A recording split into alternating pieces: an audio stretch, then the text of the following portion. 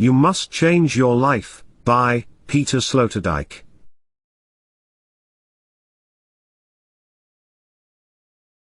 Homo sapiens is constitutively a cripple of premature birth, a creature condemned to eternal immaturity that, because of this condition, is only capable of survival in the incubators of the culture.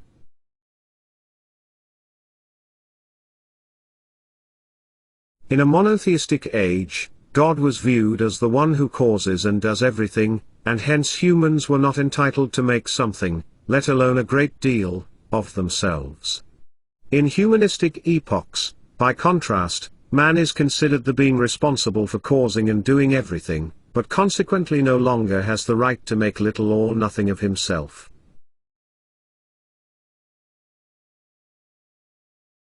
Those metaphorically overweight do not cut a fine figure on the playing field of existence.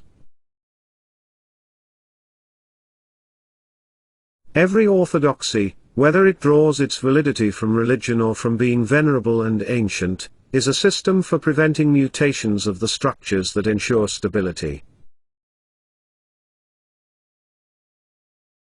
He is forced to play on an instrument for which any purposeful training would be futile, the detuned instrument of his own existence.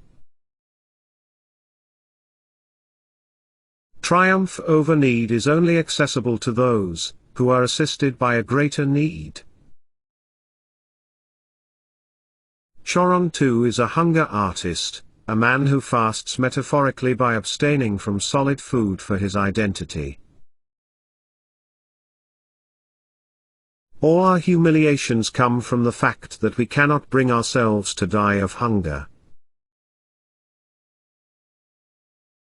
He refuses to accept his own existence as a component of well-ordered whole, it should rather serve to prove that the universe is a failure.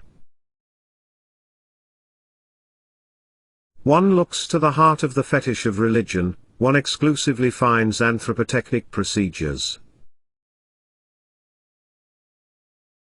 You are young and wish for a child and marriage. But I ask you now, are you a human being with the right to wish for a child? Are you a victor, the self-compeller, commander of the senses, master of your virtues? Thus, I ask you.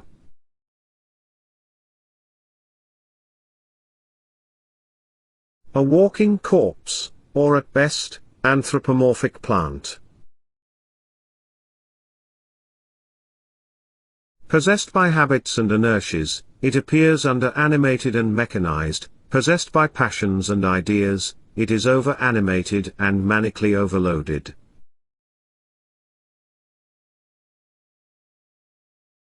While the Stoics of antiquity devoted their lives to the goal of erecting within themselves, through constant practice, the statue that crafted its best self from invisible marble, the moderns find themselves as finished inertia sculptures and set themselves up in the park of identities, regardless of whether they prefer the ethnic wing or the individualistic open-air space.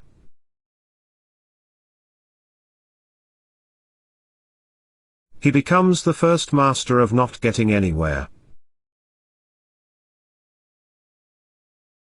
What the Greeks called euthanasia, the art of the beautiful death, forms the secret center of the acrobatic revolution. It is the rope over an abyss that the practicing learn to cross in order to advance from life to meta-life.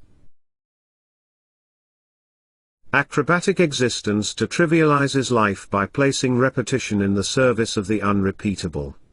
It transforms all steps into first steps, because each one could be the last.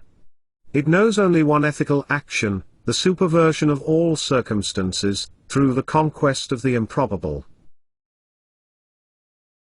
Use of ego-technic media in the modern age, media which, in the course of a few centuries, equipped virtually every individual with the necessary tools for a mild, chronic, being outside themselves. The prayer formula, the confession mirror, the novel, the diary, the portrait, the photograph, newspapers and radio media, and not least, mirrors on all sides. Once the outside world has been separated from me and has become distant, I find myself alone and discover myself as a never-ending task.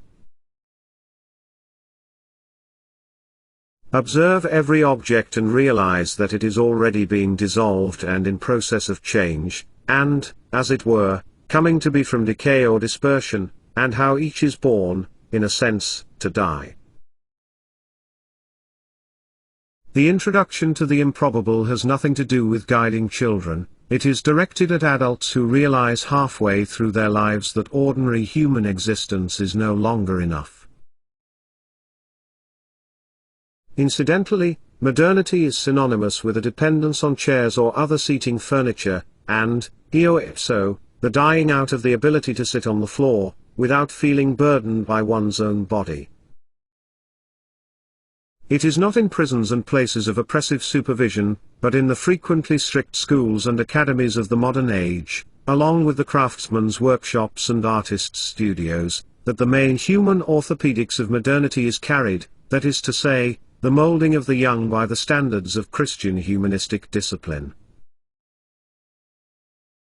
Inoculating humans with madness means making each individual dissatisfied with their status quo, and provoking a reaction of the will, to give trivial existence a non-trivial existence. Altogether, human affairs must be regarded as ephemeral, and of little worth. Yesterday sperm, tomorrow a mummy or ashes. Abandon the illusion that the world owes it any adjustment to its morally exaggerated expectations. In situations where the subject cannot cover its need for self-deception alone and, in order not to relent in its desire, turns to a qualified illusion provider, who can supply what is needed.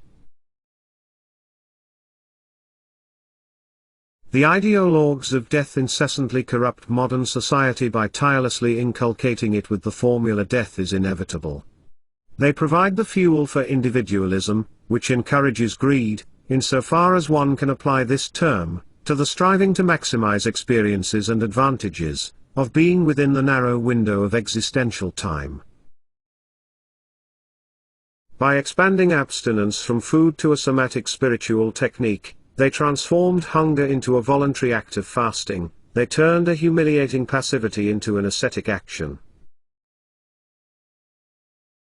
We are guaranteed all human rights, except for the right to exit from facticity. On the shore, we saw the appearance of the observer whose gaze transformed the world into spectacle, an undignified one, of course, from which the ethically motivated intelligence must run away. I am to develop into a fakir of coexistence with everyone and everything, and reduce my footprints in the environment, to the trail of a feather. The healthiest way of being incurable.